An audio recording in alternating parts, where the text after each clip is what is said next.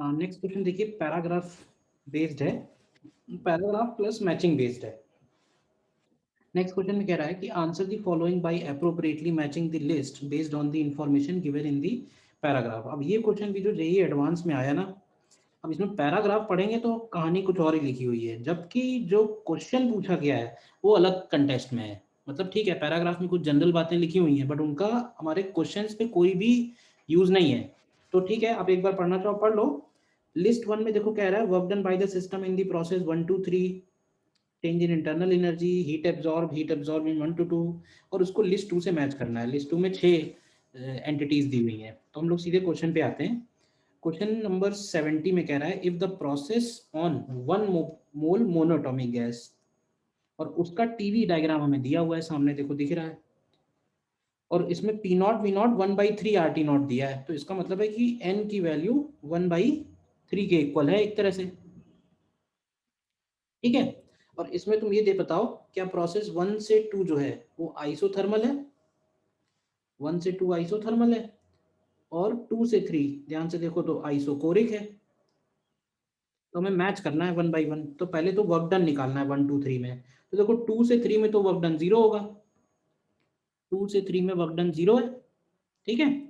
1 से 2 में अगर हम वर्क डन निकालेंगे तो 1 से 2 के वर्क डन को हम लोग लिख सकते हैं एन आर टी, टी की जगह T0/3, ठीक है, and L N of V2/V1, तो ये 2 हो जाएगा। और एन आर टी की वैल्यू कितनी दी हुई है भाई, एन की वैल्यू, अच्छा 1 मोल तो दिया ही हुआ है, तो ये एन हटाओ, 1 मोल दिया है ना सीधे सीधे, तो ये 1 हो गया। तो ये सीधे सीधे आंसर ही आ जाएगा RT0/3 इंटू LN2। तो RT0/3 इंटू LN2 देखो ध्यान से, तो पी वाले ऑप्शन से मैच कर रहा है, ठीक है। अच्छा, डेल्टा यू 1 2 0 होगा, तो इसका मतलब ये हुआ कि Q12 W12 के भी इक्वल है, ठीक है।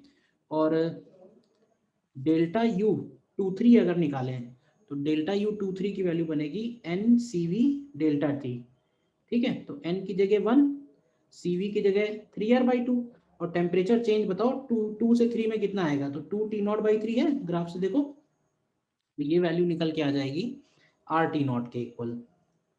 तो क्या 2 से 3 में वर्क डन 0 है, तो ये Q23 की वैल्यू हो गई।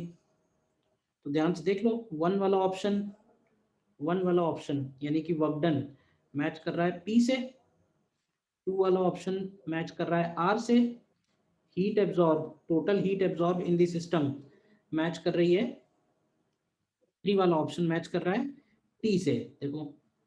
और 4 वाला ऑप्शन यानी कि हीट एब्जॉर्ब इन 1 से 2, तो 1 से 2 का जो हीट एब्जॉर्ब है वो भी पी से मैच कर रहा है, ठीक है ना। तो ये चारों ऑप्शन अगर हम लगाएंगे इसमें, तो इसमें से देख लेना कौन सा करेक्ट आ रहा है।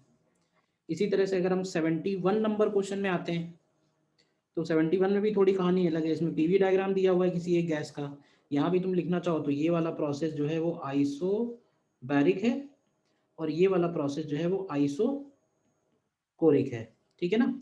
फिर से काम वही करना है 71 में भी, ठीक है ना।